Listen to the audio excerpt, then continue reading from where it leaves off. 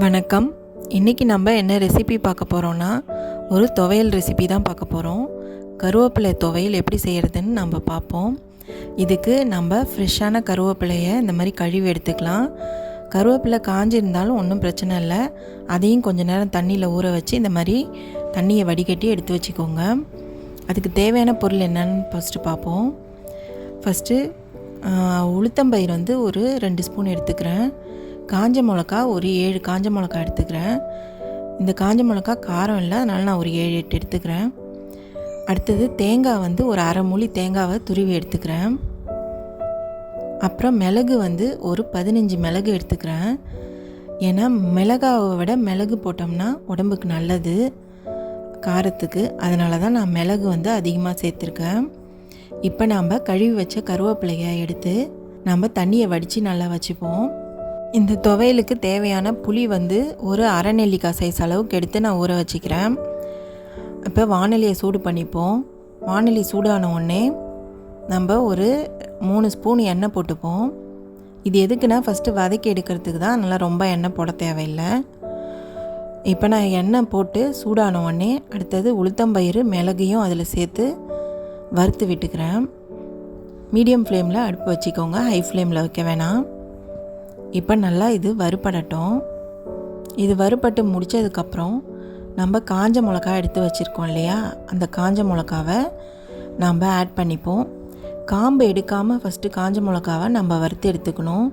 ஏன்னா காம்பு எடுத்தோம்னா ரொம்ப நெடி ஏற ஆரம்பிக்கும். நம்ம வறுத்ததுக்கப்புறம் அந்த காம்பை நம்ம கிள்ளி போட்டுடலாம்.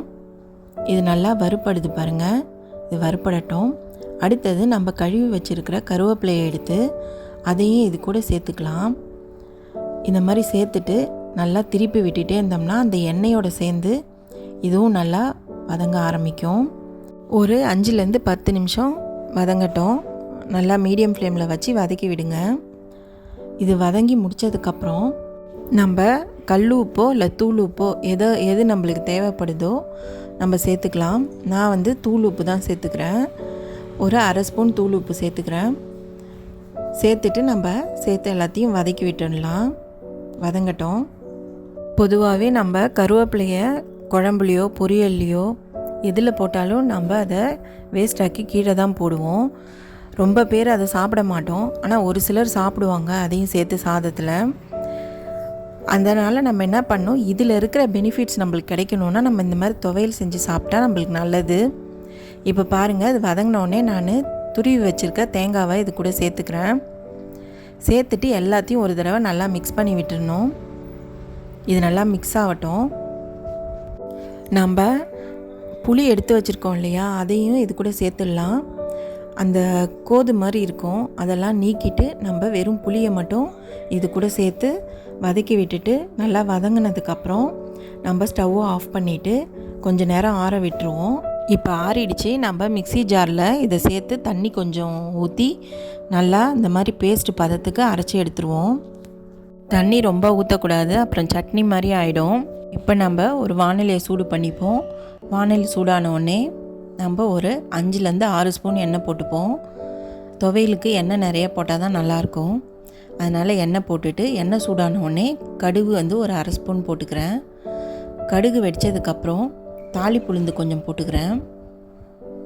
தாளிப்புளுந்து நல்லா வறுபட்டுடுச்சு. இப்போ நான் அரைச்சி வச்சுருக்க அந்த துவையலை நான் மிக்ஸி ஜார்லேருந்து இதில் மாற்றிக்கிறேன். இப்போ பாருங்கள், தண்ணி ரொம்ப சேர்க்காததால் கரெக்டான கன்சிஸ்டன்சியில் இருக்குது. நம்ம இதை அப்படியே வதக்கி விட்டுக்கிட்டே இருக்கணும் கைவிடாமல். நல்ல சிம்மில் வச்சுட்டு நம்ம இதுமாரி பண்ணோம்னா தண்ணி இருந்துச்சுனாலும் சுண்டிடும். அப்போ துவையல் இன்னும் டேஸ்ட்டாக இருக்கும். நம்மளுக்கு இந்த கருவேப்பிலை துவையல் முடிஞ்சால் மாதத்துக்கு ஒரு தடவையாவது கம்பல்சரி சாப்பிட்டாகணும். அவ்வளோ ஹெல்த் பெனிஃபிட்ஸ் இருக்குது இதில்.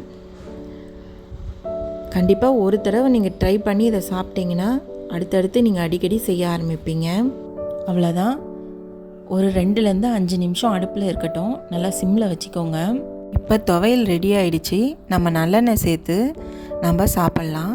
நல்லெண்ணெய் சேர்த்தா தான் டேஸ்ட்டாக இருக்கும். இது நம்ம சாதத்தில் போட்டு சாப்பிட்லாம், இல்லை கர்ட் ரைஸ்க்கு தொட்டுட்டு சாப்பிட்லாம், இல்லை தோசை இட்லி கூட நல்லாயிருக்கும். நீங்களும் ட்ரை பண்ணி பாருங்கள். தேங்க்யூ.